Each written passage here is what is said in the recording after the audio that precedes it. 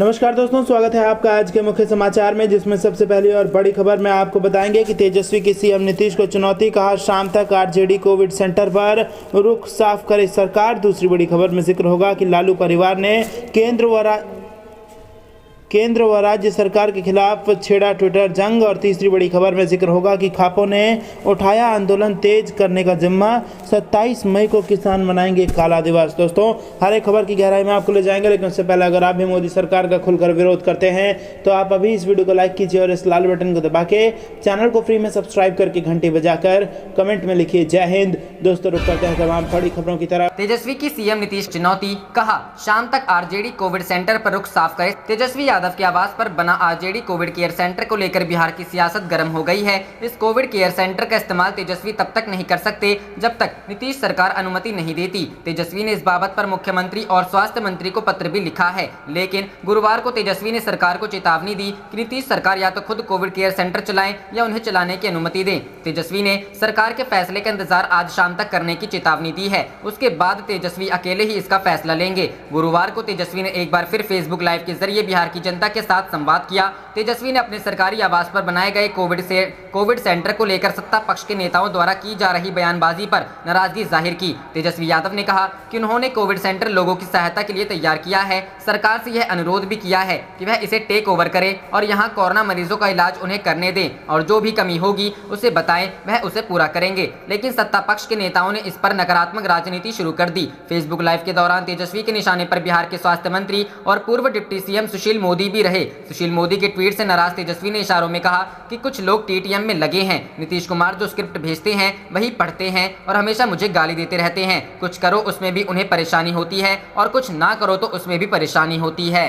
रुख करते हैं अगली खबर की तरफ। लालू परिवार ने केंद्र व राज्य सरकार के खिलाफ छेड़ा ट्विटर जंग। जी हां दोस्तों, बिहार में कोरोना का कहर जारी है। आम लोग राजनेताओं की तरफ उम्मीद भरी निगाहें से देख रहे हैं। इस बीच राजद नेताओं ने कोरोना महामारी के दौरान प्रबंधन को लेकर केंद्र व राज्य सरकार के खिलाफ ट्विटर जंग छेड़ दी है। पूर्व मुख्यमंत्री लालू प्रसाद यादव, उनकी पत्नी राबड़ी देवी, उनके बेटे तेजस्वी यादव व बेटी रोहिणी आचार्य की ओर से एक के बाद एक ट्वीट के जरिए सरकार पर लगातार हमला बोला जा रहा है। राजद सुप्रीमो लालू यादव ने अपने एक ट्वीट में चोर कोतवाल का फॉर्मूला बताया है। उन्होंने कहा, उल्टा चोर कोतवाल को डांटे। इस मुहावरे में चोर सरकार है और कोतवाल जनता है। इसके अलावा राबड़ी देवी ने भी एक ट्वीट के जरिए सरकार पर निशाना साधा है। हालांकि लालू या राबड़ी ने अपने ट्वीट में केंद्र या राज्य सरकार का उल्लेख नहीं किया है। ऐसे में साफ है कि उन्होंने दोनों ही सरकार पर एक तीर से दो निशाना साधने का काम किया है। राबड़ी ने अपने ट्वीट में कहा, महाज्ञानी के महाढोंग ने भी महंगाई और महामारी को बढ़ाया है। इसके अलावा लालू यादव की बेटी रोहिणी आचार्य ने तो अपने भाई के ट्वीट को साझा करते हुए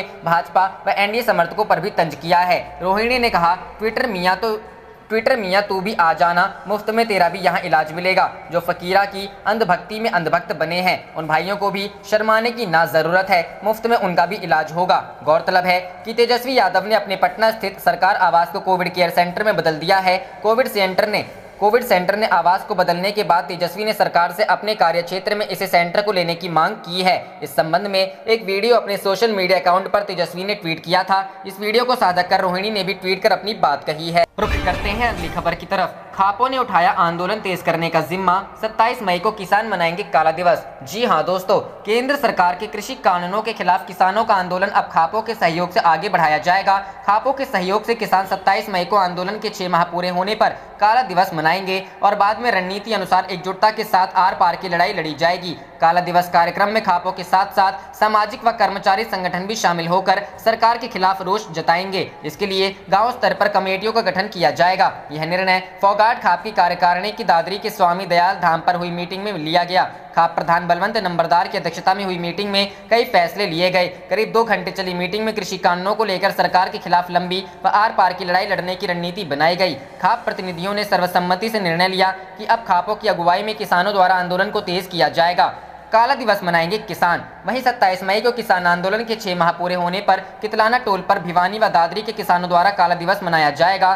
काला दिवस को लेकर खाप के प्रत्येक गांव में कमेटियों का भी गठन करते हुए ड्यूटियां लगाई गई हैं। प्रत्येक गांव से महिलाओं की भी भागीदारी सुनिश्चित की गई है। खाप प्रधान बलवंत नंबरदार ने बताया कि फोगाट खाप की कार्यकारिणी मीटिंग में काला दिवस मनाने को लेकर रणनीति बनाई और खाप के प्रत्येक गाँव में कमेटियां बनाकर ड्यूटियां लगाई गई हैं। उन्होंने कहा कि सरकार अब किसान आंदोलन को खराब करके खत्म करवाना चाहती है। ऐसे में सरकार की मंशा को पूरा नहीं होने देंगे और आंदोलन की सफलता तक आर पार की लड़ाई लड़ेंगे। रुख करते हैं अगली खबर की तरफ। तेजस्वी यादव के बिहार आने की अनुमति मांगने से चढ़ा सियासी पारा, सरकार और विपक्ष आए आमने सामने। जी हां दोस्तों, कोरोना महामारी में जमीन पर काम करने की बदौलत जनता के बीच हीरो बने पप्पू यादव के जेल जाने के बाद तेजस्वी यादव एक्टिव हो गए हैं। उन्होंने बिना नाम लिए पप्पू यादव को ड्रामेबाज करार दिया था। आरजेडी की तरफ से पप्पू यादव को सरकार का एजेंट तक कह डाला। विपक्ष के नेता तेजस्वी यादव द्वारा सरकार से बिहार आने की परमिशन मांगने पर सूबे का सियासी पारा गर्म हो गया है। सत्ता व विपक्ष आमने सामने आकर एक दूसरे के खिलाफ ताल ठोक रहे हैं। बीजेपी ने यह कहते हुए तंज कसा है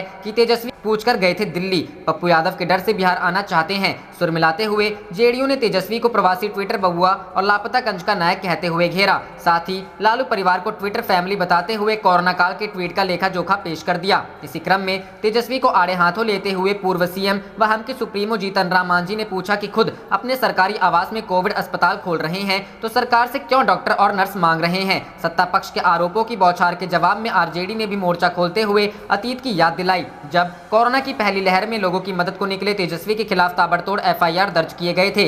आरजेडी के समर्थन में कांग्रेस ने डबल इंजन यानी दिल्ली से पटना तक की सरकार को कोसने में कोई कसर नहीं छोड़ी और कसाई तक कह डाला। बीजेपी प्रवक्ता डॉक्टर निखिल आनंद ने तेजस्वी जी से पूछना चाहता हूं कि किससे पूछकर दिल्ली गए थे कि अब बिहार आने की परमिशन मांग रहे हैं। वे बिहार की जनता के लिए नहीं बल्कि पप्पू यादव के खौफ से बिहार आना चाहते हैं। याद होगा जब पप्पू यादव इनसे राजनीतिक समर्थन मांग रहे थे तो आरजेडी परिवार के लोगों ने उनकी ऐसी तैसी कर दी थी। तेजस्वी यादव कांग्रेस की टूलकिट प्रोपेगेंडा कंपनी के सक्रिय सदस्य बन गए हैं। राहुल गांधी दुनिया भर में नरेंद्र मोदी जी को बदनाम करने में लगे हैं, वहीं तेजस्वी जी देश भर में बिहार की एनडीए सरकार को बदनाम करने में लगे हैं। अब जब बिहार में कोविड को लेकर सारे इंतजाम दुरुस्त हैं तो तेजस्वी जी अपने विधायकों को क्षेत्र में भेजने की नौटंकी करने के साथ खुद बिहार आने का परमिशन मांग रहे हैं। रुख करते हैं अगली खबर की तरफ। केंद्र ने किए कोरोना उपचार में 2 बड़े बदलाव, विशेषज्ञ बोले हम पश्चिमी देशों के मानसिक गुलाम, सरकार नहीं कर रही शोध पर खर्च। जी हां दोस्तों, कोरोना वायरस संकट से निपटने के लिए 1 सप्ताह के भीतर केंद्रीय स्वास्थ्य एवं परिवार कल्याण मंत्रालय ने